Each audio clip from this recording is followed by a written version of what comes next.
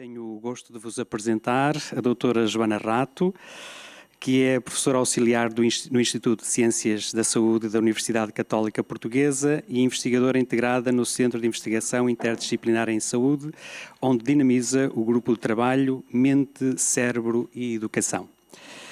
É psicóloga de educação, doutorada em Ciências da Saúde e escreveu o ensaio Mente, Cérebro e Educação em 2023. E em coautoria, Quando o Cérebro do Seu Filho Vai à Escola, em 2017, e Neuromitos, em 2020. E tem aliado a investigação à divulgação de ciência de uma forma transdisciplinar. E é isso que ela nos vai tentar transmitir aqui hoje. E vou então passar-lhe a palavra e agradecemos muito a sua presença aqui. Obrigado.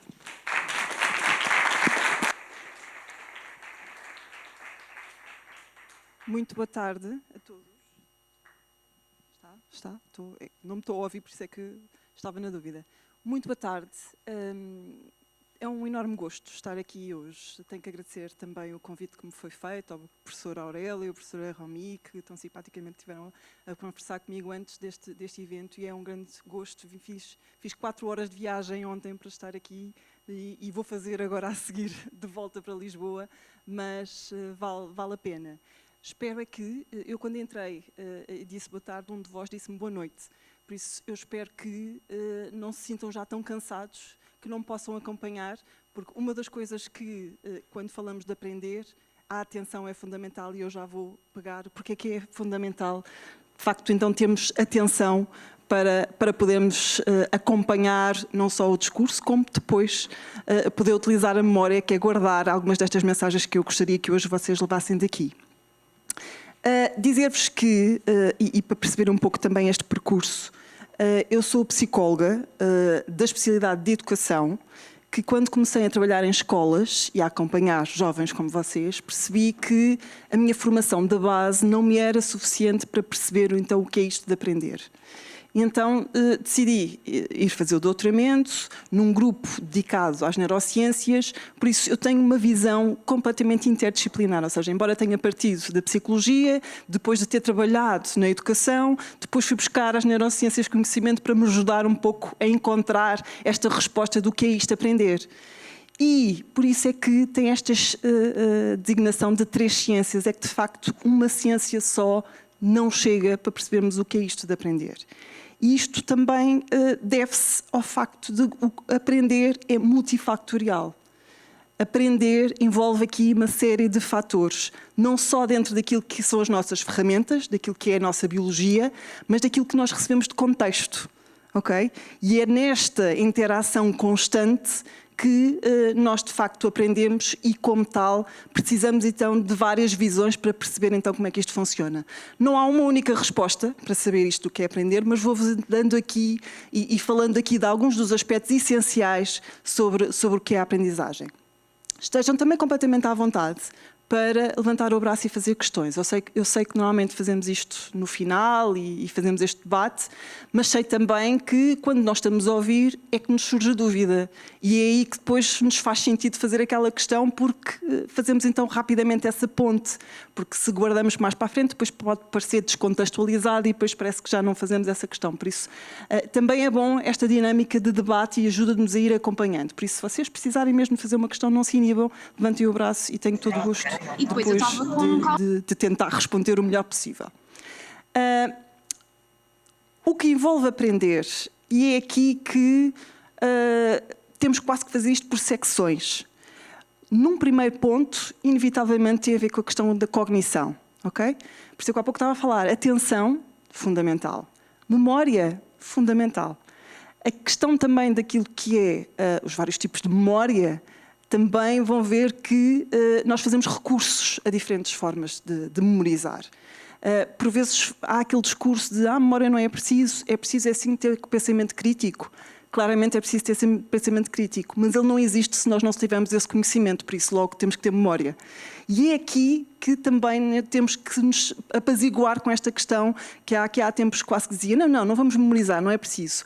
Vamos memorizar sim, há diferentes formas de memorizar, okay? Há diferentes formas de trabalhar a informação para ajudar-nos a memorizar.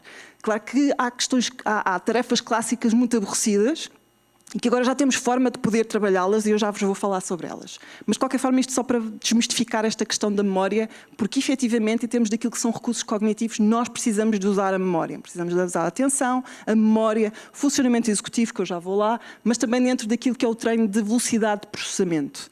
E isso nos permite depois sermos mais rápidos até a responder, fazer um treino a esse sentido que depois nos consegue também mobilizar dentro dos vários assuntos e então depois, e sim, trabalhar o pensamento crítico. Okay? Por isso, num primeiro ponto, a cognição é essencial. Depois, tem a ver com a questão emocional, que claramente também está presente. E está presente até dentro daquilo que nós podemos considerar como conforto, ameaça, que isso interfere também na forma de aprendizagem. Por isso, se nós sentimos-nos tensos, num ambiente tenso, temos tendência, muitas vezes, de não questionar, não é? Não temos espaço para essa questão, por isso é que eu há pouco disse logo, questionem à vontade, estejam confortáveis com isso. Por isso também prejudica, limita-nos, porque se sentimos tenso e não há esse conforto, nem essa segurança, claramente depois também nos vamos desligando. E isto também é importante para aquilo que é autorregulação, que muitos de vós aqui têm que estar a fazer essa autorregulação para, por exemplo, não mexerem no telemóvel, de estarem a olhar para mim e a acompanhar aquilo que é o discurso. E sem isso, e se houver estas conversas paralelas, se houver esta distração, vão perder garantidamente metade daquilo que eu vou dizer hoje. E é aqui que digo-vos, quando estão em aula, aproveitem de facto esse momento, porque esse momento vai-vos ajudar depois a fazer estas pontes quando estão a estudar. Porque se perderem essas pequenas frações de segundo que parece rápido, ou até parece com esta ilusão de estou a apanhar tudo, a conversa do colega, aquilo que o professor está a dizer, está tudo dominado, vão ver que depois na realidade não há esse domínio, porque o cérebro não tem essa capacidade de poder ligar tudo, ok? Por isso, a autorregulação aqui, também num sistema emocional, que eu já vou explicar melhor depois também como é que isto funciona no cérebro e sobretudo no cérebro adolescente. Depois há aqui, eu retirei ali aquela fatia, porque isto depois são várias secções no âmbito daquilo que depois é discutido, o que é que envolve aprender, mas claramente, e isto também vou depois voltar outra vez no final a falar sobre isto, que é aquilo que são as nossas necessidades básicas, o dormir, o comer, o sentir segurança, o não ter vivido situações traumáticas, ou ter vivido situações traumáticas, tudo isso vai construindo aquilo que depois também é a nossa capacidade de aprender e está disponível para aprender. Em situações muito tensas, nós desligamos a nossa quase vontade de aprender, porque estamos com um sistema de alerta em contínuo, ou seja, estamos muito mais preocupados quase num sistema de sobrevivência do que propriamente disponíveis para aprender conhecimento. E isto está estudado, segundo aquilo que também é a biologia do stress, está estudado que, de facto, depois vamos perdendo quase esta motivação, este interesse, porque quase que estamos mais preocupados em manter-se vida dia após dia. Por isso, aqui também o historial do aluno, aquilo que são as suas situações traumáticas, também aqui vem interferir na aprendizagem. Mas vamos nos focar, não podemos trabalhar aqui tudo hoje, vamos nos focar exatamente nesta questão mais cognitiva, que tem efetivamente depois interferência com aquilo que é o conhecimento neurocientífico, está bem? Há aqui, de alguma forma, a necessidade quase constante de fazermos estas ligações entre aquilo que a ciência cognitiva já contribuiu para a educação, porque até à data, efetivamente, é a ciência cognitiva, ou seja, a psicologia, que jamais contribuiu para ficar esclarecidos, não é, do ponto de vista da aprendizagem. No entanto, as neurociências agora o que nos têm permitido é corroborar e trazer mais conhecimento efetivo sobre as questões da aprendizagem. No entanto, a minha visão é que ainda é possível desligar entre estes três domínios. Por isso é que eu falo em três ciências para aprender, para sabermos como aprendemos, porque temos que ir buscar conhecimento de facto a estes três domínios. Claramente vamos cada vez mais trabalhar ali no centro, até há uma sociedade internacional que se chama Mind Brain Education, que tenta juntar especialistas destes diferentes domínios, porque não se forma um profissional em mente, cérebro e educação, não é? Forma-se, por exemplo, nas ciências da educação, ou na ciência cognitiva, na psicologia, ou mesmo nas neurociências, e a ideia é que estes diferentes especialistas possam então comunicar mais e produzir mais conhecimento de interligação, de diálogo entre os vários saberes. E só assim nós vamos conseguindo responder aqui de uma forma muito mais completa e robusta sobre sobre estas preocupações ao nível da aprendizagem e da educação, sendo que cada um deles tem sempre o seu caminho. Na educação continua-se a grande discussão à volta do currículo, de quais as práticas pedagógicas que funcionam melhor, daquilo que é necessário para a diferenciação pedagógica, daquilo que também é possível avaliar ou não. Dentro disto da avaliação, agora, até com novas tecnologias, se tem discutido e muito que temos que também modificar a forma de avaliar, não é? Nomeadamente a tal solução agora do ChatGPT, não é? Que quase que em momentos nos pode fazer um trabalho, mas tem que haver aqui um pensamento por parte do aluno, porque isso por si só não chega e cada vez mais também ao nível da avaliação tem que corresponder a essas novas tecnologias. Depois também nas neurociências ainda há muito, já temos muitas respostas, mas ainda há muitas questões para responder. Continuamos interessados sobre o que é isto, os sistemas cerebrais e como é que eles funcionam, o sistema nervoso, como é que se processam então as próprias sinapses e os neurotransmissores. E na psicologia, na ciência cognitiva, continuamos então aqui em debate sobre o que é consciência, que isto... Então, ficaríamos horas e horas a debater sobre isto. Como é que se forma a personalidade, o próprio ajuste de comportamento e, claramente, a cognição. Daí que, quando se fala de aprender, inevitavelmente temos que interligar estes diferentes saberes, até para se evitar aquilo que já se verificou também, que é o grande crescimento dos mitos. Porque mesmo esta associação que se tenta fazer entre as neurociências e a educação já percebeu-se que discute-se isto há tanto tempo, mas que ainda assim esta ponte continua desnivelada. Não é possível fazer uma transferência direta entre aquilo que é o conhecimento neurocientífico para a educação. E isto deve-se sobretudo dentro daquilo que é o crescimento muito rápido de mitos. Em 2018, o último trabalho que foi feito por Tracy Tocoma Spinoza falava já em 68, no último relatório já se fala em 100 mitos, por isso digamos que o crescimento é imenso. Sendo que aquilo que são factos bem estabelecidos, agora não se enganem, não quer dizer que só existem estes factos, aqui os factos bem estabelecidos está relacionado com os factos, primeiro, reconhecidos por sociedades internacionais e porque são factos que são comuns a todos nós, independentemente da idade e da cultura. Um exemplo, neuroplasticidade. É um facto bem estabelecido, reconhecido por todos os cientistas, que de facto então nós somos capazes de aprender ao longo da nossa vida. Existem outros, está bem? Aqui também, só para vos dar um exemplo, que não vou falar nos cerca de quase de 100, mas os tais, que é o mais conhecido, vocês aí de certeza que se calhar já ouviram, que é só utilizamos 10% do nosso cérebro. Não é? Este é um dos mitos que ainda continua, até muito promovido às vezes por filmes, desenhos animados, enfim.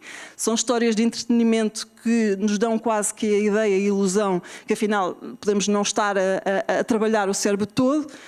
Às vezes, olhando para alguns colegas, até parece que não está mesmo a usar o cérebro todo, mas a verdade é que nós, de facto, estamos a usar e não há até à data dados que comprovem que, de facto, só estamos a utilizar 10%.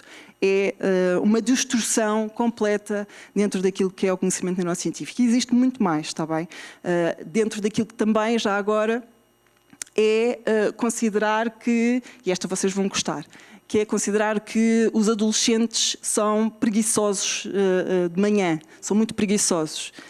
Isto acaba por ser, e da dificuldade de acordar, isto acaba também por ser um mito, porque o que acontece sim, e aqui há dados, e agora, atenção, vou-vos dizendo aqui alguns dados, mas utilizem com alguma responsabilidade estes dados que eu vos trago hoje. Mas a verdade é que há uma espécie de um desfazamento no ritmo circadiano e, de facto, os jovens, está comprovado que a primeira hora de manhã, acordar muito cedo, é-lhes mais difícil para a grande maioria, porque há aqui quase com um ajuste do relógio biológico. Isto não é depois compatível com os horários escolares, não é? Isto é o grande problema atualmente, porque de facto está-se a exigir mais daquilo que possa ser correspondido pela necessidade biológica, mas a verdade é que esse sofrimento que vocês sentem, quando corre tudo bem, atenção, não estamos a falar em noitadas aqui, mas quando corre tudo bem e ainda assim custa-vos muito, isto está respondido pela ciência, pelo facto de haver aqui de facto aqui um desfazamento e que demoram mais tempo a adormecer e depois também em termos da produção da melatonina acaba por depois ter esta consequência de quando é muito cedo e do vosso corpo ficar reajustado para poder funcionar ativamente. há muitos, e isto é talvez a grande preocupação dos cientistas nesta área. De manhã falou-se muito da questão da comunicação de ciência, aqui também se fala da necessidade de aumentar esta comunicação de ciência precisamente para que se trave este tão crescimento que tem havido nos últimos anos de mitos e que tem perturbado depois dentro daquilo que também é as práticas pedagógicas, porque depois fica muito enraizado estas ideias. Por exemplo, os estilos de aprendizagem preferenciais é um deles que está muito constante nas escolas e que já se verificou que até à data não há dados que comprovem que podemos aprender melhor se estivermos a ver só esquemas ou só aprendemos se estivermos a mexer e a manipular nas coisas. É algo que até à data não há de facto essa confirmação e acaba por trazer aqui depois problemas e consequências depois dentro daquilo que é a prática pedagógica. Só dizer-vos que o que vocês veem aqui desses pontinhos são as categorias onde estes vários mitos já se distribuem. Há mitos só sobre a inteligência, sobre a estrutura e a arquitetura do cérebro, sobre o ensino-aprendizagem, desenvolvimento humano, ambientes de aprendizagem, relação mente-corpo, memória e atenção e linguagem. Já se encaixam em todas estas categorias, são muitos, e a preocupação é esta, e daí que também esta visão mais interdisciplinar que ajuda depois nesta comunicação também para percebermos os limites entre aquilo que possa estar isolado num determinado domínio. Uma das coisas que se percebe é que quando se estuda muito só sobre uma área, quase que ficamos muito fechados e quase exclusivistas, não é, sobre aquela área. E nesta batalha sempre entre o inato e aquilo que é o ambiente, o que nos dá o ambiente, é uma discussão muito presente ainda e muitas vezes se a pessoa está mais formada na área da biologia, olha muito mais para esta questão dos recursos biológicos, e se está formada na área da educação, olha muito mais para a questão do ambiente. E aqui a mensagem é, atenção, há uma interligação muito forte entre aquilo que claramente é os nossos recursos, mas também dentro daquilo que nós todos os dias recebemos e que vai ajudar então todo este desenvolvimento e toda a aprendizagem. Qual o contributo efetivo do estudo do cérebro para percebermos então os processos de aprendizagem? Eu gosto particularmente deste gráfico porque nos dá aqui precisamente esta visão, primeiro, que somos capazes de aprender até ao final das nossas vidas. Isto é um bom motivo, não é, para nunca desistirmos e nunca acharmos que somos capazes. Porque às vezes há esta ideia, já passou a idade, se calhar agora já não vou conseguir. É sempre possível. Agora, claro que há custo. Há aqui um determinado custo. Primeiro, olhem para esta primeira linha, não é? Que é a capacidade do cérebro para mudar em resposta às experiências. Por isso, é enorme esta capacidade, não é? Desde cedo, que depois vai diminuindo ao longo da nossa vida. A quantidade de esforço que essa mudança exige é muito pouca do início e vai aumentando ao longo da nossa vida. E é aqui que surge depois esta tal trigger, não é? Que é, de alguma forma, eu, de início, tenho uma enorme capacidade à mudança e não tenho esforço nenhum quase para essa mudança. Mas, quando fico mais velho, essa capacidade à mudança vai, de facto, diminuindo e vai aumentando esse esforço. Isto porquê? Porque também vão utilizando outro tipo de estruturas cerebrais para fazer essas aprendizagens. Quando muitas vezes fala na questão da aprendizagem de uma língua estrangeira, não é? Ela é possível ser feita, há escolas de terceira idade em que, não é, e com muito sucesso, em que os mais velhos aprendem pela primeira vez uma língua estrangeira. E é possível. O que acontece é que vai exigir, de facto, um maior compromisso, vai exigir mais esforço, porque em termos daquilo que são as estruturas cerebrais, quase que passou um pouco aquela que é a janela da oportunidade para adquirir aquela competência e então vai utilizando outras estruturas.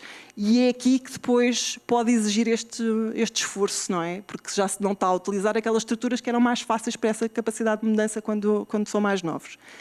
É esta a parte que depois se tem que considerar. Que é possível aprender sempre? Pode exigir mais esforço e é esse compromisso que faz a diferença depois nessa própria aprendizagem. Por isso, não há impossíveis, há sim um maior esforço dentro daquilo que depois também são os recursos cognitivos e da própria estrutura do cérebro para dar resposta a essa mudança. Outro aspecto fundamental, sobretudo dentro daquilo que se discute sobre o cérebro do adolescente, está relacionado então com este chamado córtex pré-frontal. A área que fica mesmo por trás da vossa testa é fundamental para aquilo que se chama de controlo do sistema límbico. O sistema límbico é onde todos estes circuitos à volta das emoções, e esta é considerada então a área que ajuda nessa gestão. Digamos que eles todos comunicam e às vezes parece que aqui falha comunicações, e será o córtex pré-frontal que ajuda depois a regular todos estes circuitos no sistema límbico. O que é que acontece? É que acaba por haver um processo de maturação que decorre mesmo até ao final da adolescência. O que vocês veem aqui é uma ilustração, para não ver assim imagens de cérebros, que não é muito agradável, devo-vos confessar, mas é uma ilustração de vários estudos de neuroimagem em que concluíram que, de facto, e aqui o vermelho e amarelo significa menor maturação, o azul e púrpura maior maturação. E como vocês veem, está virado para a frente, e como vocês veem, até a adolescência, sobretudo a área pré-frontal, ainda está em construção, ainda está em desenvolvimento.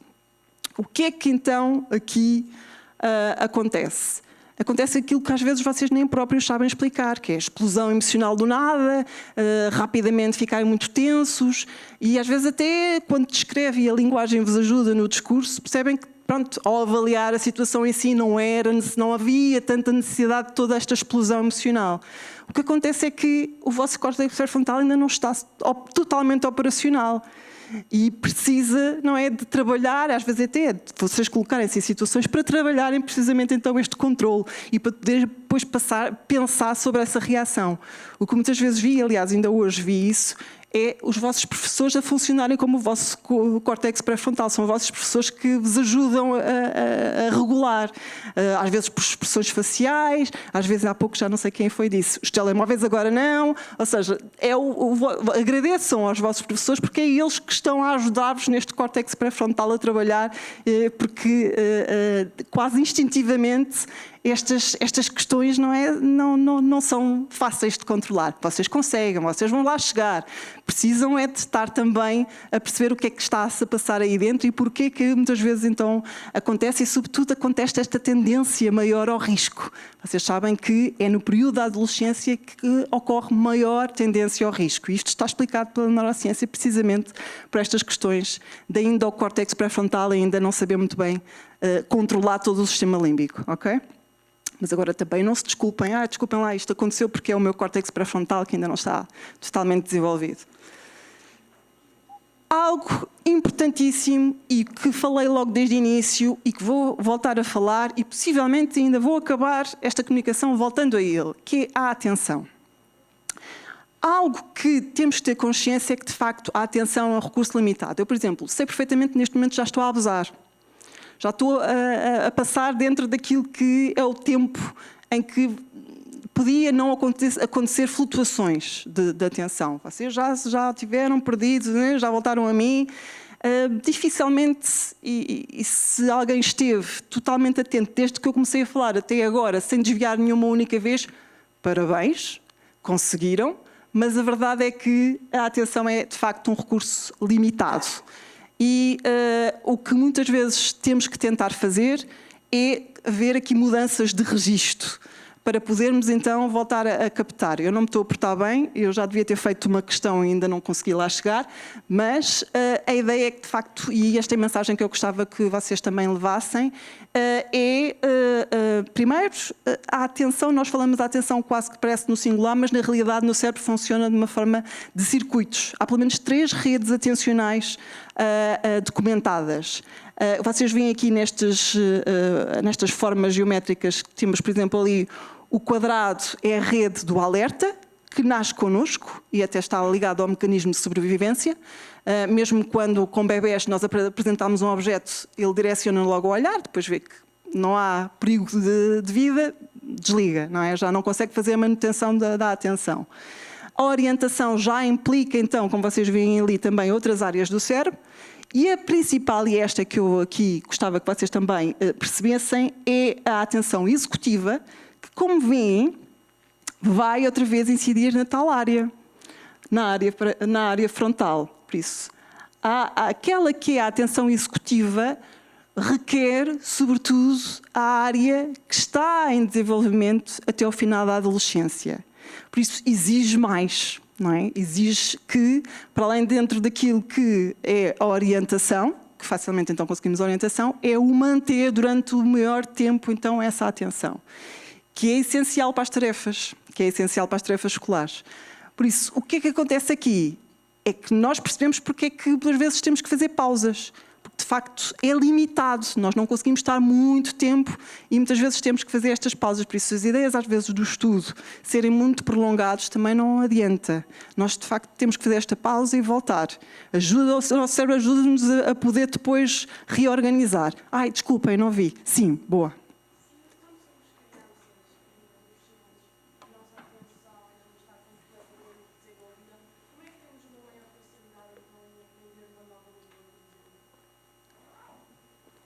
Boa pergunta. Primeiro, palmas para a pergunta.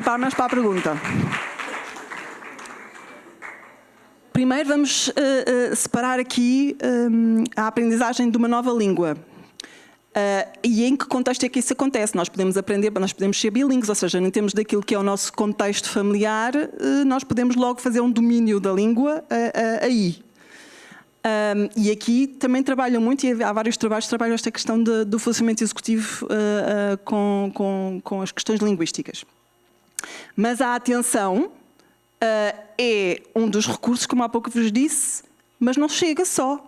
Por isso, o domínio da língua vai requerer a nossa atenção, mas depende depois como é que nós fazemos todo esse processo, não é? De aprendizagem. E há uma forma que geralmente é discutida muito ligada àquilo que é o contexto. Nós podemos ensinar uma língua de uma forma muito pedagógica, não é? Dizer, isto é assim, isto é... E há o uso da língua. E o que se tem percebido, e cada vez mais, quem é aqui, não sei se está aqui algum professor de inglês ou de outras línguas, o que se tem percebido é que temos que, para além deste formato mais de pedagogia, temos que fazer o uso dela. E por isso é que é tão importante depois, no contexto, fazermos então esse recurso para fazer então maior domínio da língua. E é esta a forma depois de como é que equilibramos disto, não é? Entre aquilo que é quase a forma expositiva e aquilo que é depois a prática. Por isso, em todas, não só na questão da língua, algo que nós percebemos de todos estes trabalhos é que temos que equilibrar entre aquilo que é a exposição, a forma de exposição teórica a todas as aprendizagens que nós façamos e aquilo que é a prática sobre esse conhecimento. E se nós conseguimos equilibrar muito bem isto até numa única aula, em termos de períodos de tempo, temos maior facilidade de poder trabalhar esta questão da atenção executiva. Okay?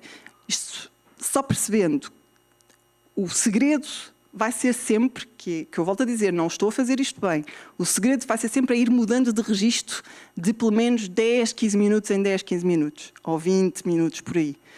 No nosso caso, vocês já aguentam 20 minutos, mais novos, se calhar não tanto. Mas estas mudanças de registro entre aquilo que pode ser, então, eu ouvir alguém, ou eu ler, e depois pensar sobre o assunto, responder a questões, fazer um exercício, fazer um trabalho de grupo, enfim, estas mudanças de registro vão ajudar a poder trabalhar da melhor forma, então, esta questão da rede atencional executiva.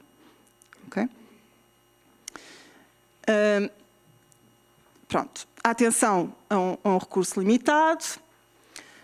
As funções executivas é, digamos que, dentro daquilo que a literatura nos diz, um conjunto de capacidades cognitivas, ou seja, vai trabalhar a atenção, vai trabalhar aquilo que é inibir uma resposta ou inibir um comportamento, que alguns de vocês estão a fazer, outros não, como veem, há pessoas a conversar para trás. Por isso, há sempre esta questão de como é que eu inibo, como é que eu vou trabalhando a informação para poder usá-la nessa execução. Por exemplo, aqui a memória de trabalho é muito importante para todas as tarefas escolares. O ler, vocês estão a exercitar a memória de trabalho. Porquê? Porque estão a ler, estão a retirar conteúdo, estão a tirar depois dentro daquilo que são as várias partes da história para depois poderem então explicar e interpretar então aquilo que leram. Por isso, estão a trabalhar a memória de trabalho.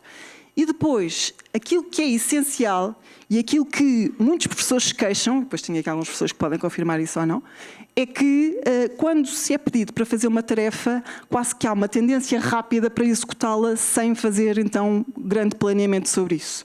E é aqui que muitas vezes falha, e falha sobretudo pelo aquilo que depois é a vossa capacidade de avaliar o que é que falhou. Porque é aqui que depois vocês não percebem onde é que ocorreu o erro. Porque não houve tempo nem preocupação para este plano. E ganham tempo aqui, atenção, não perdem. Quando sai esta tendência rápida de executar sem fazer bem este plano, não estão a ganhar tempo, estão a perdê-lo, porque depois, quando acontece alguma coisa, o resultado final não era aquilo que vocês esperavam, vão ter dificuldade de identificar, fazer esta monitorização de então, de facto, o que é que falhou. E essa monitorização vai ser importante para vocês aprenderem. Por isso, muitos dos trabalhos académicos têm indicado que o funcionamento executivo e trabalhar o funcionamento executivo, e nomeadamente esta questão da atenção executiva, da memória de trabalho, da capacidade de inibir distratores, vai-vos ajudar depois a obter melhor sucesso e êxito nas tarefas. Por isso, dentro daquilo que é a representação do problema, em que é necessário então conhecê-lo e entendê-lo de forma então a perceber que plano é que tem que executar, quais são as várias ações que vão ser necessárias, até em termos de materiais e até em termos de discussão prévia sobre esses vários ações, a própria execução desse tal plano que já foi feito, que depois até acaba por ser mais simples porque estão a seguir até um guião, e depois então a avaliação, que aí sim também é importante ser feita da vossa parte, para precisamente perceber o que é que falhou e o que é que tem que corrigir para poder então ganhar essa nova informação e poder então numa próxima executar então de uma melhor forma. Tudo isto vai-vos ajudar dentro daquilo que é o conteúdo que vocês estão a aprender, a ter melhores resultados. Se vocês repararem, até acaba por ser aquilo que também está por detrás de um processo de investigação. Fazemos isto, os cientistas fazem isto, não é? Não passam logo, vamos cá experimentar umas coisas a ver o que é que isto dá. Não, pensam na questão da investigação, pensam o que é preciso e quais são os objetivos a atingir, e depois então é que executam essa tarefa experimental. Por isso, aquilo que vos está a pedir não é mais do que aquilo que também é um procedimento de investigação necessário para chegarmos então a uma determinada conclusão. Ok? Agora sim, vejam lá, eu tinha pensado que ia fazer isto passado 10 minutos e só estou a fazer agora, que é perguntar-vos então agora algo diretamente. O que é que vos preocupa no secundário? Vocês estão a estudar, eu não sei, aqui, não sei se estão de diferentes anos escolares, vocês são só de um, décimo, são todos décimo? Ok, pensei que também ia ter aqui mais crescidos, 12º, mas de qualquer forma, o que é que vos preocupa? A média, ok? O resultado, não é? O resultado, a nota, a classificação e a média. Muito bem. Mais. Eu vou aproveitar enquanto vocês pensam, vou beber água.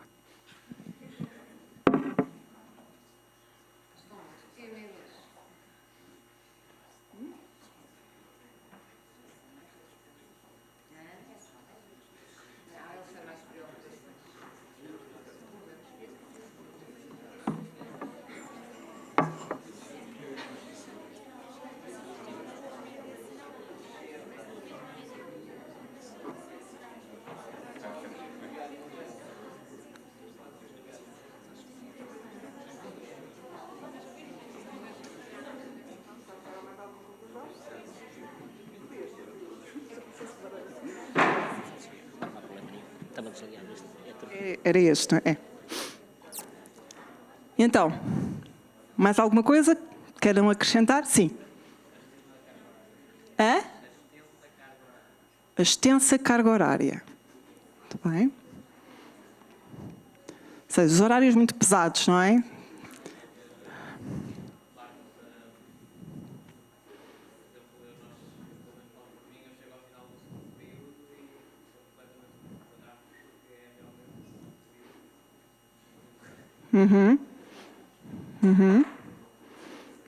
Ok. Mais? Sim? O nervosismo antes de fazer uma nota de teste, caso algo teste correr mal. Por exemplo,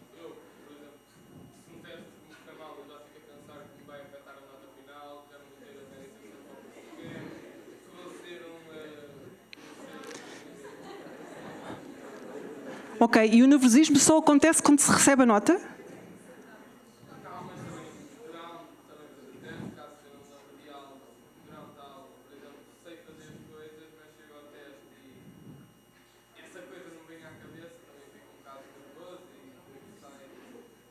Ok. Ok. Muito bem. E isto se calhar é comum. Vocês também, todos abanam a cabeça assim, nervosismo é comum. E o que é que vocês... Sim, sim.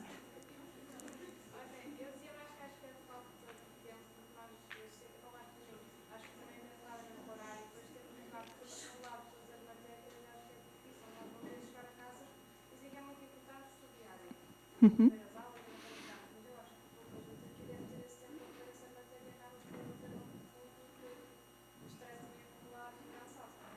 Uhum. Ok. Muito bem. Mais alguém? Ok, então temos o resultado em si, não é? O chegar àquela média desejada. Temos a questão do tempo, não só dentro daquilo que é o tempo que têm para estudar, mas também aquilo que é o excesso, não é, de tempo de aula, não é, e dentro daquilo que depois é dado, não é, e que possam ser capazes de acompanhar. E o nervosismo à volta também de todo o processo e, sobretudo, no momento em de receber a classificação. Eu esperaria, e vai com certeza aqui também bater, que é a questão dos exames, não é? Este é sempre o que estão, aliás, a média acaba por se calhar ser sempre nesta questão do teste, da avaliação, de chegar aos exames e tudo isto, não é, que envolve um ensino secundário para poder, porque tem sempre esta questão ligada que vai determinar aquilo que possa ser o vosso futuro, nomeadamente em termos da escolha do curso que depois era o pretendido, mas que só pode ser ou só é viável, ou a possibilidade aumenta, se de facto vocês tiverem aquela média que desejavam para entrar então nessa área, nesse curso. E isto claramente é enervante, não é? É enervante sobretudo, agora fazendo a ponte com aquilo que é ainda a construção que vocês têm internamente no vosso cérebro, em que já viram que facilmente estas ansiedades correm com grande facilidade devido a este ainda despiste do comandante do sistema límbico, que é o córtex pré-frontal. Por isso, o que é que se sugere em termos daquilo que é como evitar esta ansiedade, este nervosismo, tendo em conta que é este o foco da vossa preocupação, não é? Vocês disseram médias, falta de tempo. Uma das coisas que claramente ajuda é a preparação, é o treino. Temos sempre em nota esta questão depois de falta de tempo, mas se gerirmos bem aquilo que é o estudo diário, pode ser possível preparar-nos para estas ansiedades. Só se não a conseguimos ficarmos no plano só das ideias, está bem? Aí vai ser difícil, porque vamos continuar sempre no mesmo ciclo. Agora, se de facto vocês executarem estas pequenas tarefas, vão ver que vão se sentir mais seguros e vai-vos ajudar então a minimizar estas ansiedades que são naturalíssimas de acontecerem. Todos vocês, é natural que isto aconteça e há formas de evitar. Ou há formas de compensar, ou pelo menos minimizar tudo aquilo que vocês verificam. Uma das coisas é, de facto, pôr cada vez mais em testagem. Okay? O que, dos vários estudos que já foram feitos, o que aponta para um melhor sucesso e minimização dos nervos é podermos, então, testar-nos mais. Poder, então, exercitar efetivamente a memória neste sentido. Há pouco vos falei, a memória é importante, se calhar não é necessário irmos com os recursos clássicos de trabalhar a memória. Esta é uma ótima forma de trabalhar a memória, que é poder, então, fazer estes exercícios e testar depois daquilo que é dado. E, claro, se não houver um acumular, por isso é a questão do diário é importante por isso, não é? Porque permite a não haver um acumular e permite que a coisa seja mais rápida e mais eficaz, até mais presente, efetivamente, daquilo que está na memória. e testar a si próprio. Há várias técnicas que podem utilizar, através depois cada um vê o que é que funciona melhor consigo, de flashcards, mini-testes, questionários, escrever algumas notas e depois ver se, falando sobre o assunto, está lá esses apontamentos. O ler, recitar, rever também e a evocação escrita. Algo que é muito fácil, vocês também podem utilizar, é em termos de grupo, ok, já estudei, e agora fazer perguntas uns aos outros. Okay? Essa é sempre uma forma que facilita depois. Isto porquê? Porque também a ciência cognitiva, e corroborada também pelas nossas neurociências, dizem-nos que nós facilmente ficamos quase com uma ilusão de conhecimento. Ou seja, nós ouvimos falar ou lemos e temos a sensação que sabemos, não é? Porque já ouvimos falar e porque ficamos ali um pouco, ok, eu já sei. Vocês leem uma outra coisa, até podem rever, e depois dizem, eu já sei. Mas depois, quando se fazem perguntas, é que vêm, ok, ainda não sei responder a isto, nem àquilo, e esta falhou-me.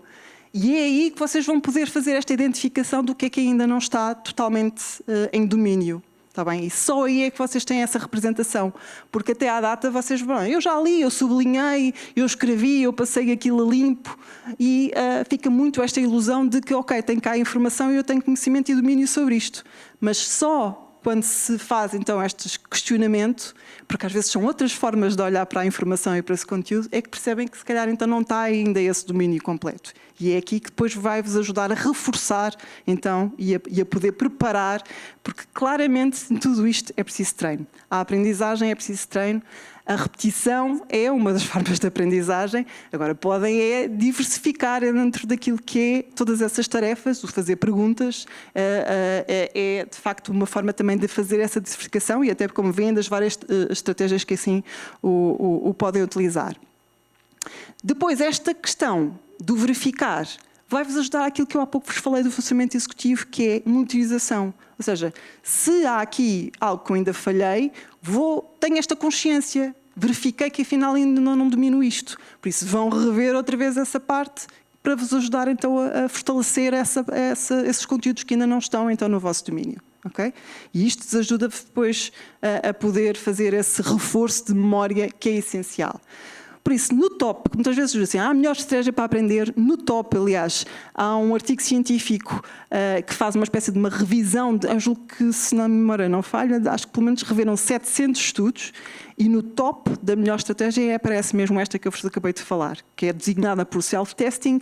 Em Portugal optou-se por esta designação, prática de recuperação, mas esta autotestagem regular tem, de facto, comprovação como a estratégia que mais vos ajuda a trabalhar a memória, a reforçar a memória e a dominar, então, esse conhecimento que vocês precisam, então, para depois poderem pôr num teste e num exame, não é? Poderem responder com maior eficácia.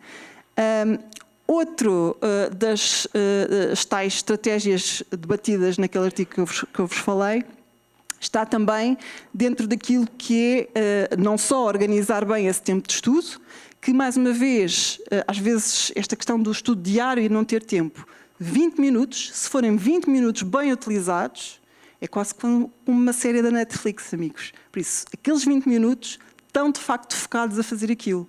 E a fazer aquela revisão do que foi dado naquele dia, do que é essencial e que já sabem, que o professor até vos disse, que de certeza que vai sair no teste. Aqueles 20 minutos pode ser suficiente para isso vos ajudar a reforçar esse conteúdo.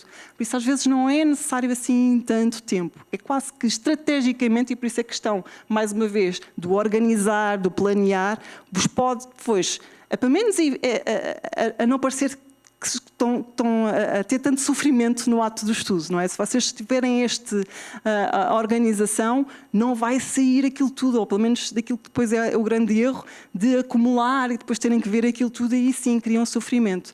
Não há nenhum estudo científico que comprove que fazendo diretas e deixar tudo para a última e estudar em massa vos vai ajudar a ter bons resultados nos testes, nos exames.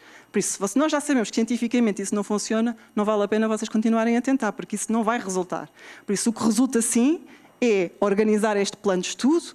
Mais uma vez, digo, às vezes 20 minutos, Se for uma coisa muito bem organizada, pode ser suficiente para fazer esse reforço. E depois também, uma das coisas que tem sido muito interessante também em toda esta literatura científica, está relacionado com o poder fazer este alternar conteúdos. Isto porque o estudar diferentes tópicos da mesma matéria vos permite também fazer aqui diferentes pontes sobre esses conteúdos e também evitar a tal monotonia que muitas vezes vocês acusam de quando estou a trabalhar as mesmas coisas. Por isso, esta intercalação também tem sido estudada e também tem dado provas que vos ajuda também no estudo, não só a manter a atenção, mas também a fazer estas transferências de ligação entre os vários assuntos.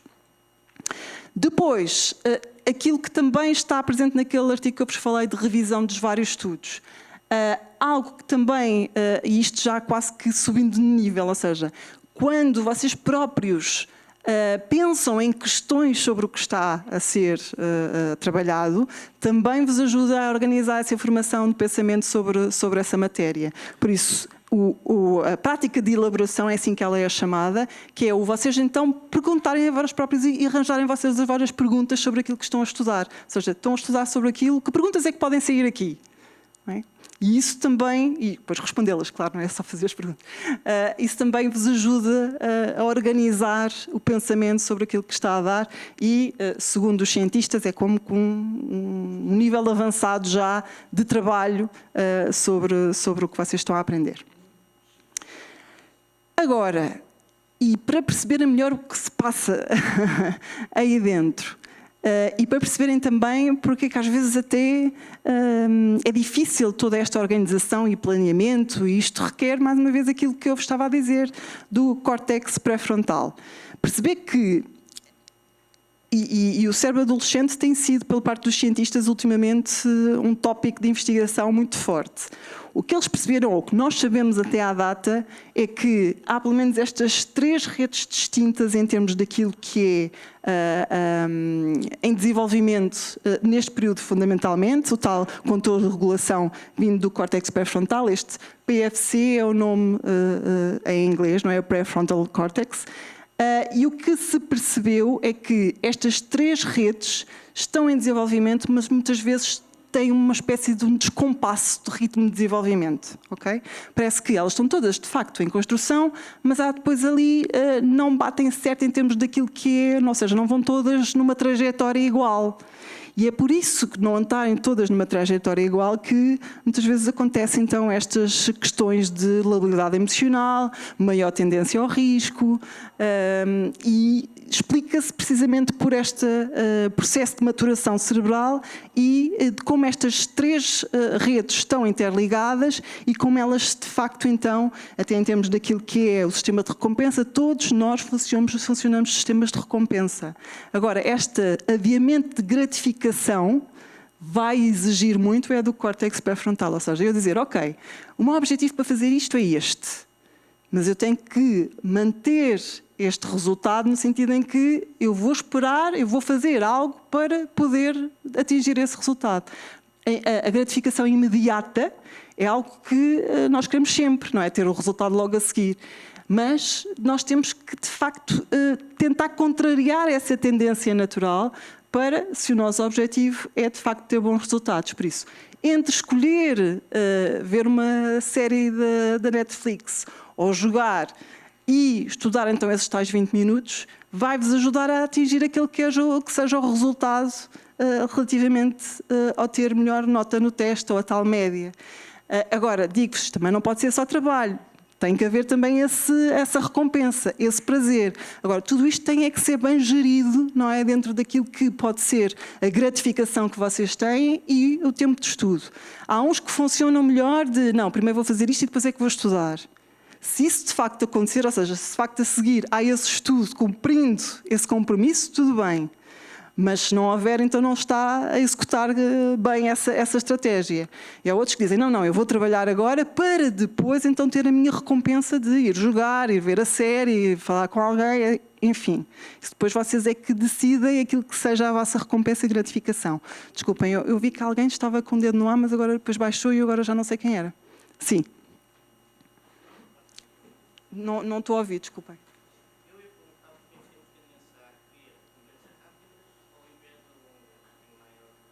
Pensem lá, porque é que há maior esta tendência de recompensa rápida?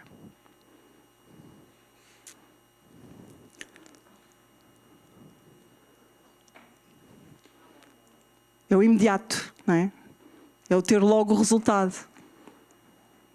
E isto, quando nós adiamos a recompensa, temos que trabalhar este controle, não é? Nós temos que dizer, ok, não vai ser já, porque eu quero atingir aquele objetivo, eu quero fazer antes isto. Por isso, está sobretudo relacionado, mais uma vez, com esta ação do controle, da regulação, que muitas vezes tem que ser treinável, não é? É treinável e tem que ser treinado para podermos trabalhar melhor com estas questões. Porque agora muitos de vocês dizem, eu estava melhor lá fora a fazer não sei o quê. Estão aqui. Porquê é que estão aqui? Por vontade inteiramente vossa ou porque o professor disse que vocês tinham que estar aqui agora? Ok? Uns dizem. Pronto. E depois como é que vocês aproveitam esse momento? Ainda assim na obrigação. Aproveito se senhor estou aqui ou estou a falar com o meu colega e estou mais a conversar sobre um assunto que me interessa mais. Ok? E tudo isto está relacionado com este controle que vocês fazem do comportamento e da forma como adiam a tal recompensa mais um pouco. Se calhar vão sair daqui e vão fazer então aquilo que queriam fazer mais, pelo menos alguns de vocês, que é conversar uns com os outros. Algo também muito típico na adolescência, e não só, enfim, muitos adultos também o fazem, não é? Que é o procrastinar. E isto é algo que interfere muito dentro daquilo que é o atingir o resultado. Já foi estudado aquilo que são os 15, escusei esta fórmula, podem ser mais, atenção, mas aqui são 15 pensamentos típicos de quem procrastina. Se calhar, se vocês olharem para alguns deles, dizem, pois eu já disse isto. Que é, por exemplo, preciso estar de bom humor e não estou, por isso ainda não posso fazer isto, porque eu preciso estar bem disposto. Senão a coisa não vai funcionar. Não é?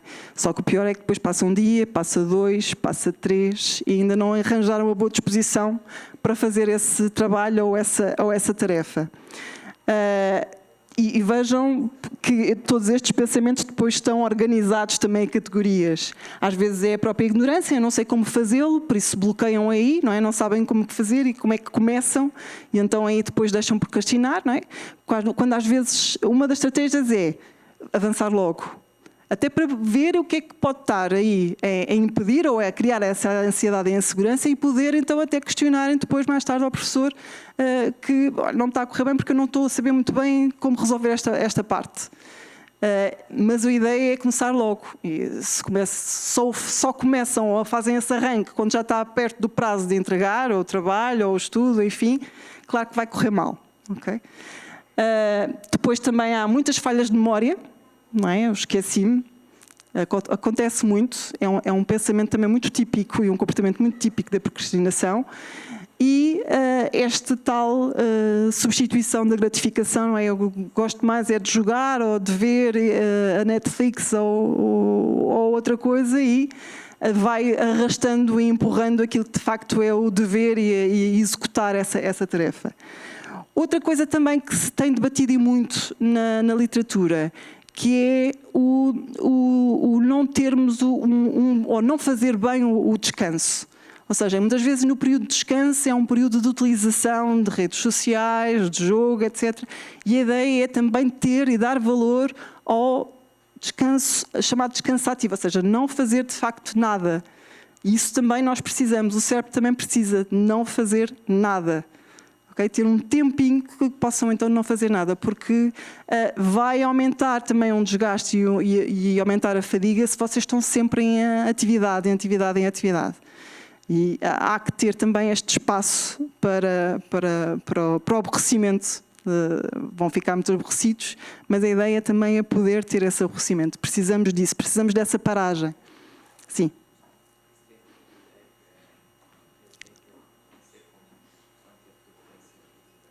Não ouvi. O tempo é quanto frequência. Isto não há receitas, não é? Isto não é, olha, no seu dia deve fazer X tempo. Isto não há, de facto, essa receita. O que se tem percebido dos estudos que têm a ser feitos é que quando não há um pouco desse tempo, vocês estão sempre em sobrecarga. Agora, depende do que é execuível para cada um. A ideia é, pelo menos, quando se fala em descanso, poder ter esse descanso. Porque a utilização, muitas vezes, destas tecnologias não se está também nesse descanso. E é possível fazer essa pausa. Por exemplo, estão a trabalhar meia hora. Convém fazer um intervalo a meio. Se esse intervalo é feito de redes sociais, etc., não estão, de facto, a fazer essa pausa. Estão a fazer uma sobrecarga. Por isso, essa pausa, que pode ser 5 minutos, dentro desse período que vocês estabeleceram para o estudo, o ideal é parar mesmo. Até às vezes poder ir comer qualquer coisa, olhar para a rua, enfim, mas parar mesmo. Porque há uma tendência muito grande, e isto depois é outro assunto que depois podíamos aqui debater, é daquilo que pode ser o prejudicial da utilização da tecnologia constante. Ou seja, há mesmo uma sobrecarga, há mesmo aqui um conflito em termos cognitivos que pode depois aumentar a fadiga. Por isso, se o momento é de pausa, convém-se efetivamente dar-nos direito à pausa. Okay? Era nesse aspecto aqui, esta questão, este símbolo que vocês veem aqui é quando é para fazer pausa, é para fazer pausa. Está bem? Outra questão, e aqui voltando ao tema do sono, que também é muito particular no período da adolescência, mas que algo que é fundamental para a aprendizagem é respeitar efetivamente aquilo que são as horas recomendadas de sono. Okay? Vocês penso que estão entre os 14 e os 17, não é? Por isso, as horas recomendadas, o tempo recomendado vai de 8 a 10, sendo que também pode ser apropriado 7 horas ou 11 horas. Isto depois vai dependendo daquilo que é o vosso sistema, está bem? Porque nem todas as pessoas têm exatamente o mesmo número de horas, mas a grande maioria há de estar então entre as 8 e as 10 horas de sono diário. Algo que já percebemos é que a consistência do levantar e deitar é importante para esta questão da higiene de sono. Por isso, quando há deslizes, não é? Quando deitar até às tantas da manhã e depois, e sobretudo ao fim de semana, há consequências depois. À segunda-feira, com a rotina normal de escola, vocês vão notar outra vez não tem um peso e daquilo que há também memória à volta disso, não é? Entre aquilo que depois foi os deslizes que fizeram nos dias antes. Por isso, tem consequências depois também dentro daquilo que é o desempenho cognitivo.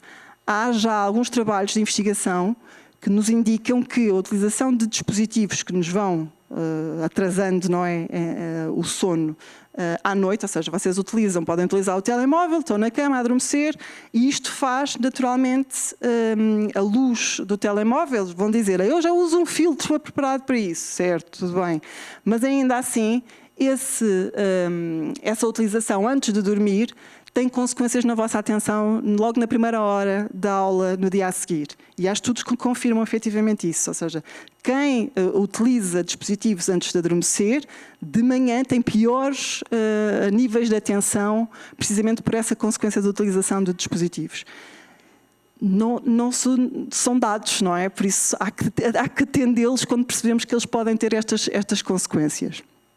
E, sobretudo, naquilo que é a própria regularidade do número de horas de sono e da necessidade de atendimento bastante relacionado com a questão até mesmo do próprio desenvolvimento. Por isso, há trabalhos que nos dizem que menos horas de sono por dia aumenta a irritabilidade e a impulsividade, aumenta a desmotivação e a falta de ânimo, baixa tolerância à frustração, cansaço, apatia, falhas de controle e de atenção, falhas de memória, baixo rendimento motor e diminuição dos reflexos, dores de cabeça, metabolismo desregulado e propensão a acidentes. Tudo relacionado com as questões de déficit de sono. Sim. Os meus filhos diziam que dormem pouco durante a semana, mas depois recuperamos no fim de semana.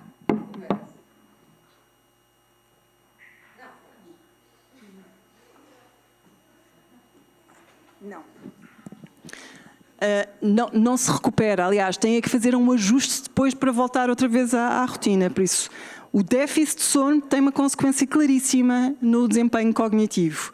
E isto vai acumulando dentro daquilo que depois são os períodos de déficit.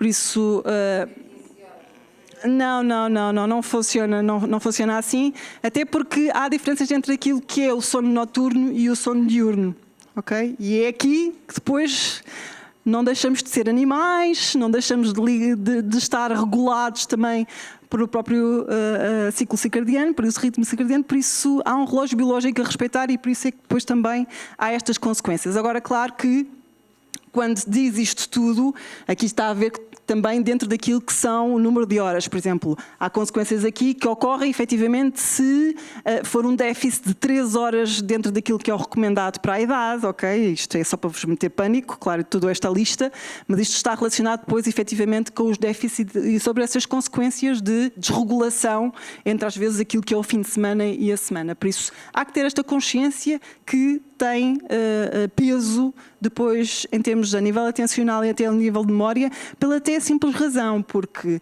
ainda que seja debatido muito dentro daquilo que é o papel do sono, sabemos que uma das funções é precisamente a consolidação das memórias. Por isso, quando nós estamos a dormir, estamos efetivamente internamente a reforçar, quase que a fazer uma limpeza cerebral.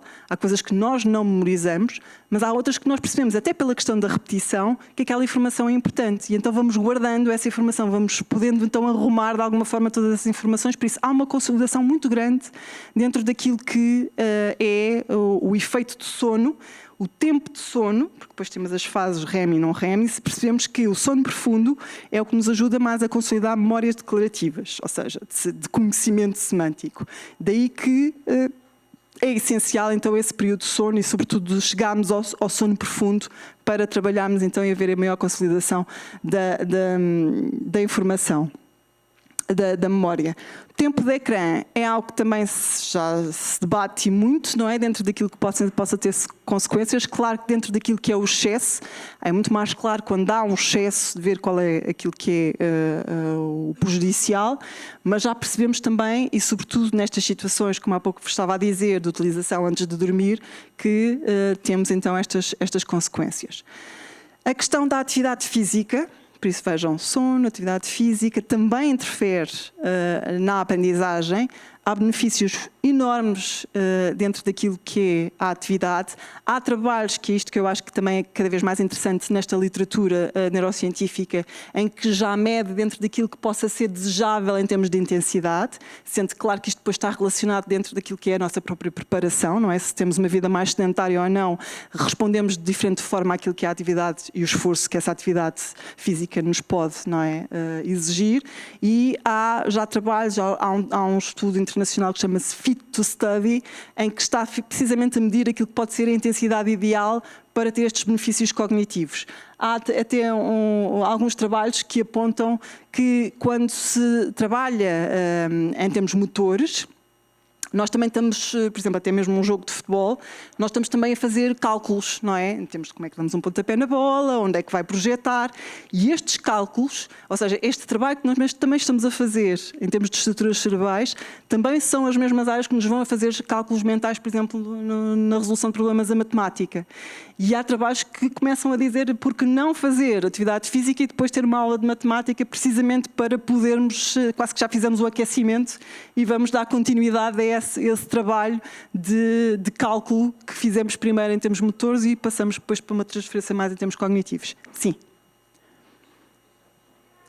Eu tenho é que chegar ao pé de si, ou então tenho que passar o microfone para aí para eu conseguir ouvir.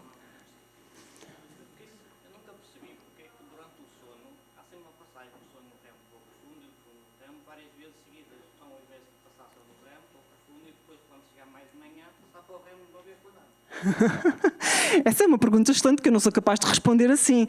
Sei que há diferentes fases e é necessário haver essas diferentes fases e elas têm funções diferentes que ainda não se sabe tudo sobre essas funções. Agora, porque é que há estes, não é, dentro daquilo que às vezes são os gráficos, não é, o REM e o não REM, sabemos de dentro daquilo que depois é em termos do sono profundo, é daquilo que depois também é o período de sono e que quase que nós vamos precisando de desligando sistemas, não é? Nós temos o cérebro acordado ainda assim, não desligamos totalmente. Mas para desligarmos até chegar a esse nível de menor reserva ou de menor energia que é consumida, nós temos que quase que ir desligando sistemas e é isso que funciona, não é? Vamos desligando e vamos atingindo o sono profundo. Depois mexemos-nos. Voltamos a subir. Depois ouvimos um ruído. Voltamos a ver. Isto depois está relacionado com aquilo que depois também é o ambiente onde estamos e muitas vezes até quando até não sentimos o próprio lugar seguro. Não é? Vão dormir para um parque de campismo. Vão ter um sono diferente do que se dormissem na vossa caminha no quarto isolados. Porquê? Porque o vosso sistema de alerta vai reconhecer que é um sítio que pode haver perigo. Então o vosso circuito de passar para sono profundo, voltar para sono superficial, vai ter esse registro. Por isso é como se pensarmos que vamos desligando, não é? Ainda que vamos ter sempre um sistema e depois é natural que haja essa diversificação de voltar acima, voltar abaixo e de haver uma manutenção até... Eu agora não vos sei dizer de cor, mas o sono profundo muitas vezes só se atinge até um determinado número de horas de sono. Ou seja, não chegamos logo rapidamente. É preciso um número de horas para depois poder, nesta questão de ir desligando sistemas até lá chegar. Okay. Onde é que eu ia? Nesta questão da atividade física e ainda também medindo aquilo que possa ser...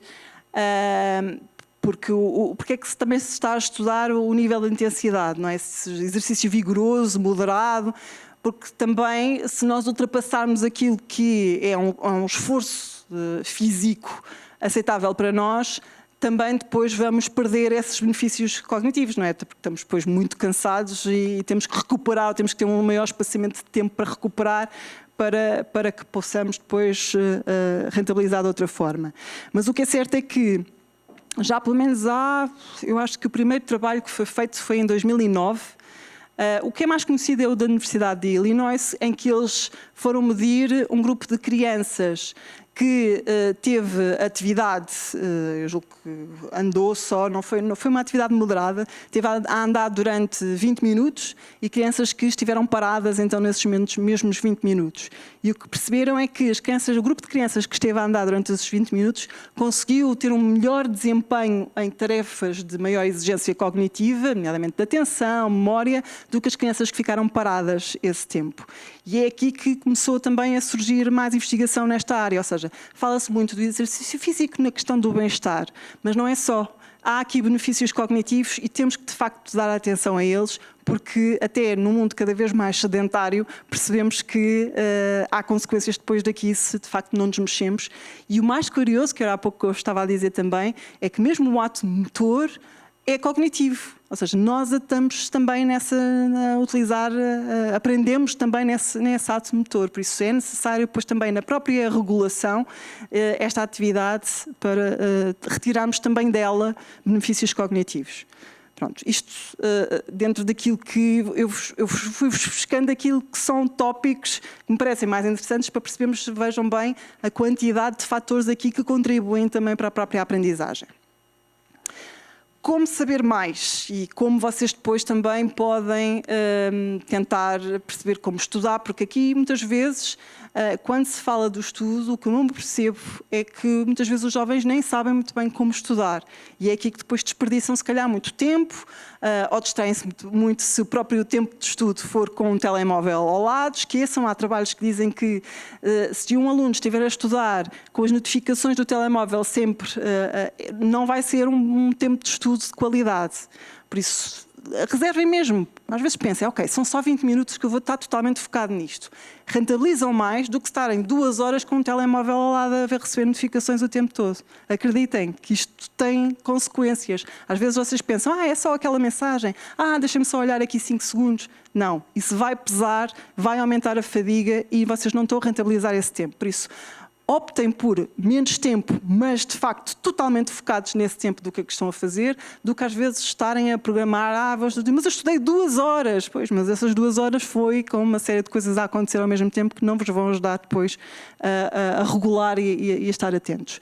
Na Iniciativa Educação tem havido este trabalho de também colocar alguns vídeos, como ajudar-vos nestas práticas de estudar, tem a intercalada, tem a recuperação, se quiser espreitem para poder então também saber como utilizar melhor então estas práticas que, como vocês viram, há dados que indicam que como são práticas que aumentam o sucesso académico, por isso vejam como as utilizar, se ainda não utilizam, que vão ver que vão-vos ajudar depois também a estudar melhor as matérias. E pronto, e agradeço a vossa atenção, acho que já ultrapassei aquele que seria o tempo desejável. Claramente abusei dos vossos níveis de atenção, mas também permitiu aqui estas várias questões que também foram ajudando aqui esta discussão. De qualquer forma, estou disponível a mais questões.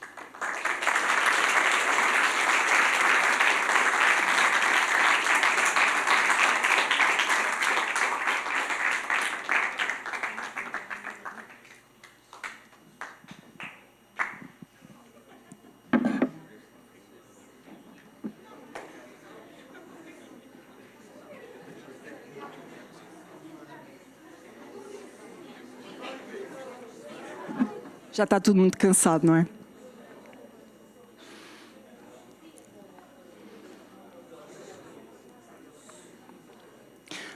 Então vocês não fazem questões, coloco a vocês questões. Já tinham ouvido falar destas práticas? Prática de recuperação, prática intercalada, prática espaçada, o não estudar em bloco. Alguns já? E utilizam? Porque às vezes dizem já, utilizam, não.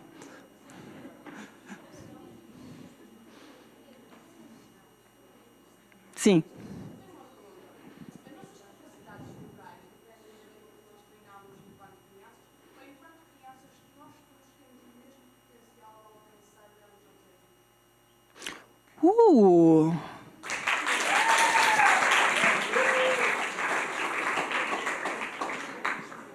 Essa foi muito bem pensada. Isso já nos leva quase para questões filosóficas aqui de discussão.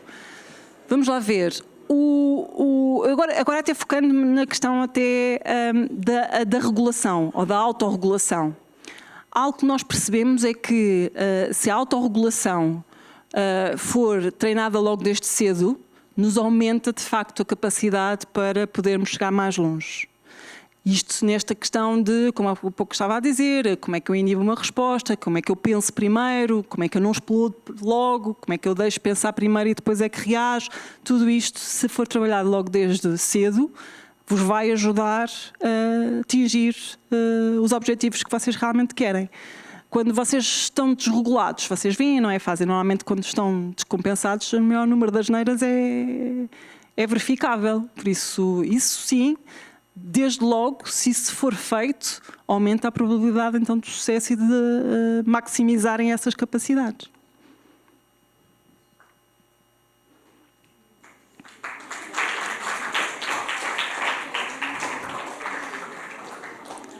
Há uma experiência muito engraçada que se calhar vocês já apanharam, que é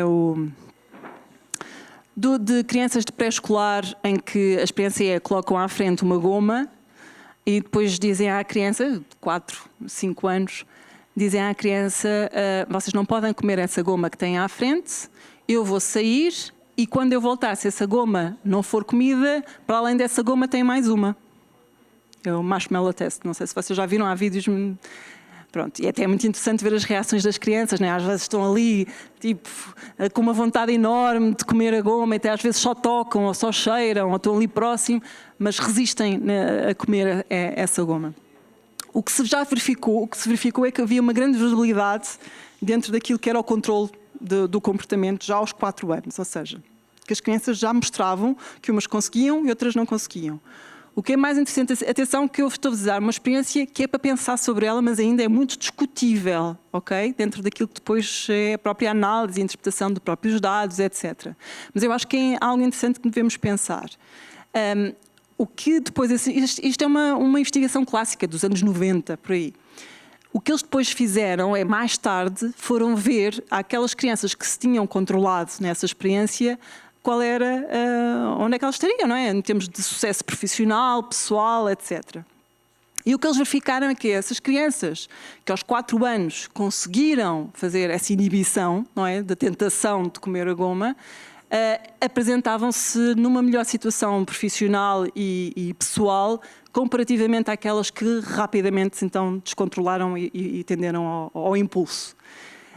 E isto é um dado que não é só por si, mas é um dado que nos deixa de facto a pensar de como é importante trabalharmos esta questão da autorregulação, porque isso nos vai permitir ao longo da nossa vida estarmos com outras ferramentas para, em situações de stress, em situações de tenho que estudar, mas vou estudar, é aquilo que eu quero, mas é tão bom agora se eu fosse jogar, ou é tão bom se eu fosse agora ver aquela série. É isto que depois pode fazer a diferença entre aquilo que é o resultado a atingir. Não vão lá se ficarem só no plano do pensamento, não é? Como viram ali nos tais pensamentos da procrastinação. Não vão lá por aí. Têm que executar. Agora, o grande conselho dentro daquilo que tudo que nós vemos da literatura é irem treinando estas capacidades de adiamento de gratificação. Vocês próprios colocarem as vossas metas. Do género, eu vou fazer isto, mas a minha recompensa vai ser aquela depois. E vai-vos ajudar depois a fazer essa regulação. Que, como veem, o vosso cérebro ainda não está totalmente preparado para isso e precisam dos vossos pais ou dos vossos professores para também fazer a sentinela, não é? De dizer, atenção, não façam isso. Mas que a verdade é que isso é possível ser trabalhado e que parte de vocês, isso é. Sim, sim. Vocês são ótimos a bater palmas. Podia colocar uma questão, eu estou aqui atrás, não me consegue ver, mas eu gostava de saber se a alimentação tem efeitos na aprendizagem. Eu estava a mexer lá e pensava. Sim, sim. É uma pergunta que vem do chat online, ok? Se a alimentação tem efeitos na aprendizagem. Obrigado. Essa é uma boa pergunta. Já há alguns trabalhos, já começa-se a fazer também alguns trabalhos dentro daquilo que é de facto a influência da nutrição. Os excessos, e vamos outra vez sempre a bater na mesma tecla, não é? Os excessos de consumos de comida processada, já sabemos que aumenta dentro daquilo que depois são intoxicações, não é, do nosso circuito, que nos vão depois ter consequências também, mais uma vez, ao nível da atenção e tem esta interferência no desempenho cognitivo. Agora, tudo vai sempre depender daquilo que é uma boa diversificação alimentar. Se de facto só consumirmos doces, chocolates e tudo aquilo que nós sabemos que tem determinadas consequências, isso tem ao longo, não é? Não tem só num dia, não é? Vai acumulando e vai nos interferindo. Por isso, há ainda muita investigação sobre isso, não há de facto assim, agora é este plano alimentar que nos vai ajudar a aprender a 100%. Há sim, planos recomendados, porque tem a ver depois com a própria o organismo da pessoa, dentro daquilo que há alimentos que já sabemos que depois pode haver alergia ou não e são de evitar, tudo isto depois depende de cada um, porque já sabemos que não funcionamos todos exatamente igual, mas que geralmente excessos, não é? Há investigação sobre isso que tem consequências.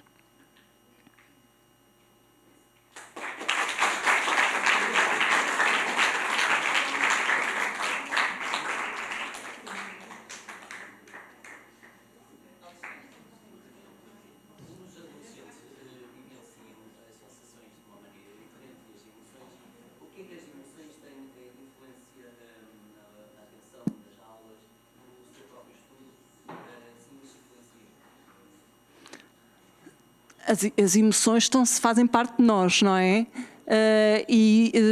Claramente, uma das coisas que nós percebemos é que se sentimos frustrados, ameaçados, ou sentimento de ameaça, isso vai interferir até na própria disposição que nós temos para aprender.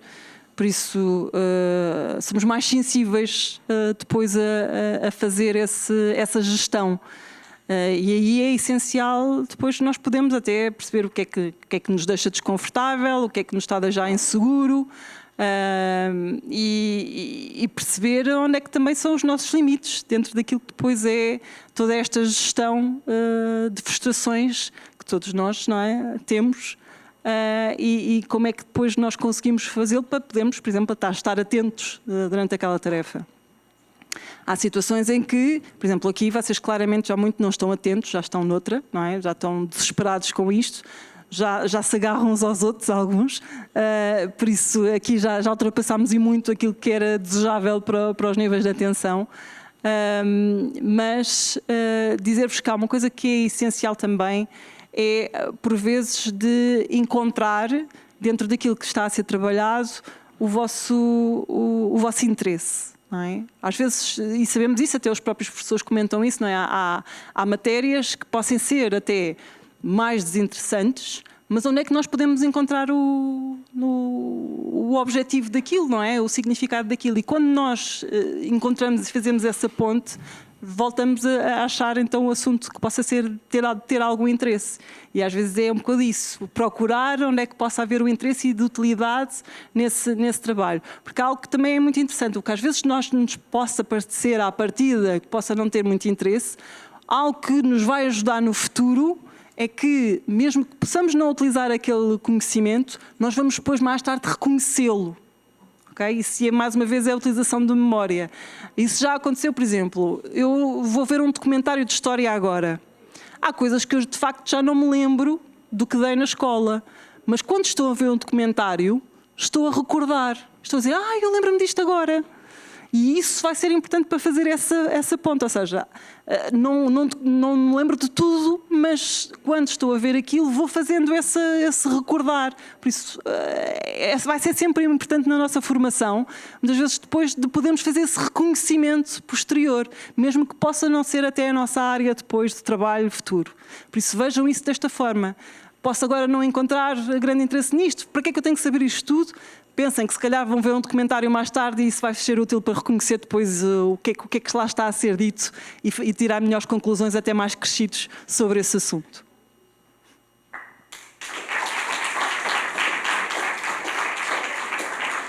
Sim.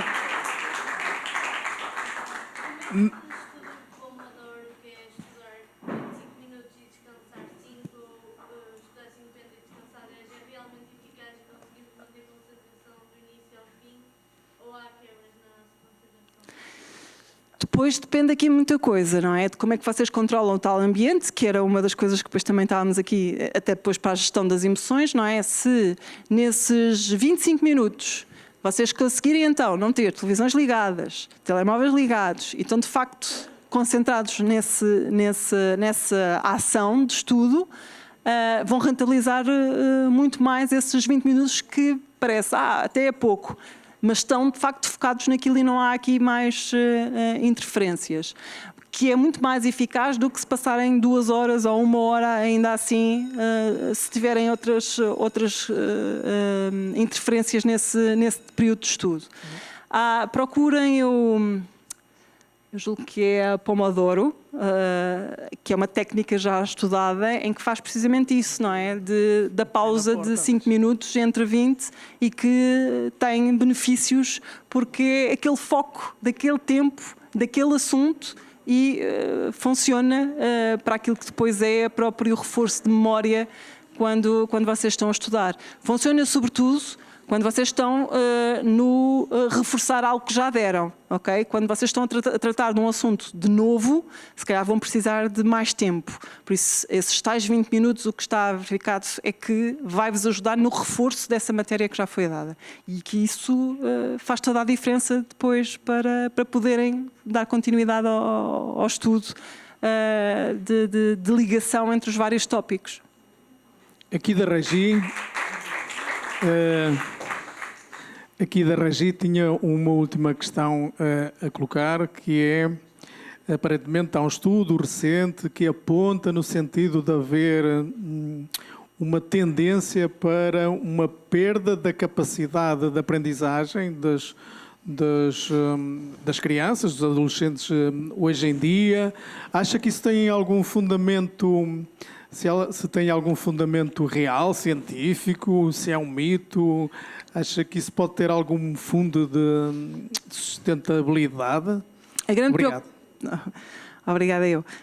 A grande preocupação que tem surgido está relacionada precisamente com a questão da atenção, que parece que tem diminuído, mesmo dentro daquilo que é os tais 10 minutos, parece que muitas vezes nem os 10 minutos se consegue. Houve um colega meu da Champalimau que fez um trabalho com jovens, e uma coisa que o estava de facto a preocupar é que nem um vídeo de 5 minutos estava a conseguir captar a atenção dos jovens, porque muitas vezes a altura de ver um vídeo não era uma animação, pelo menos na minha altura era uma grande animação, ver um filme, ver um documentário, e nós conseguimos estar ali com a máxima atenção o documentário todo. E uma das preocupações é que, com a questão do TikTok e cada vez encurtar mais o período do vídeo, até se for um vídeo mais de 5 minutos, parece que agora já é mais difícil manter essa atenção e rapidamente se quer fazer outra coisa. Por isso, isto talvez esteja relacionado com isso. Ainda não há muitos dados sobre isso, mas há esta preocupação de se estamos de facto a diminuir estes tempos de atenção e se for isso, tem consequências depois também para aquilo que é a aprendizagem. Porque se calhar depois nem os tempos de 20 minutos para um estudo então são capazes de fazer. Por isso é preciso atender a isto e, mais uma vez, controlar esta questão do adiamento da gratificação e pensar, ok, este período eu agora vou dedicar a isto, para podermos manter esta atenção e, sobretudo, aquilo que eu vos estava a mostrar há pouco, da atenção executiva, não é? Que trabalha estas áreas que ainda estão em desenvolvimento. Aqui depende de vós, não é? De vocês conseguirem fazer esse controle. Algo que também, que agora saiu também um trabalho muito interessante, é da forma também como se tiram notas, não é? Se fazem esse registro. O estudo até, se vocês depois procurarem, é take notes, not photos, ou seja, a ideia de escrevermos e fazer apontamentos do que simplesmente tirar só as fotografias. Porquê? Porque o facto de nós retirarmos apontamentos é o retirar também uma nota pessoal do que estamos a ouvir. E já estamos a fazer este processamento, já estamos a trabalhar esta informação. E se ficarmos só a considerar, bem, ela está ali, depois eu vejo, não perdemos estas ligações que fazemos quando estamos então a retirar a informação essencial daquilo que estamos a aprender. Por isso, tudo isto, por isso é que eu vos digo, utilizem bem as aulas, porque se vocês estiverem com a atenção nas aulas, vai ser meio caminho para poderem então já estar a receber a informação e trabalhar essa informação e fazer estas pontes necessárias quando estiverem a fazer o reforço no estudo. Se for tudo de novo, não vi nada disto, vai ser mais difícil depois fazer estas pontes dentro daquilo que até foi uma explicação interessante para que o professor deu e que podia facilitar depois esse acesso à informação e estas tais pontes e ligações que podem fazer entre os vários assuntos da matéria que vocês estão a dar. Por isso, usar as aulas vai ser meio caminho para vocês poderem depois estudar melhor.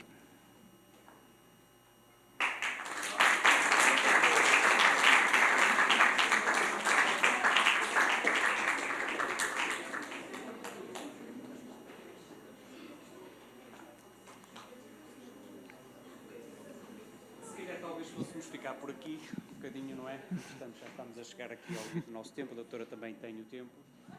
Só agradecer. Eu ainda vou fazer 4 horas de viagem agora.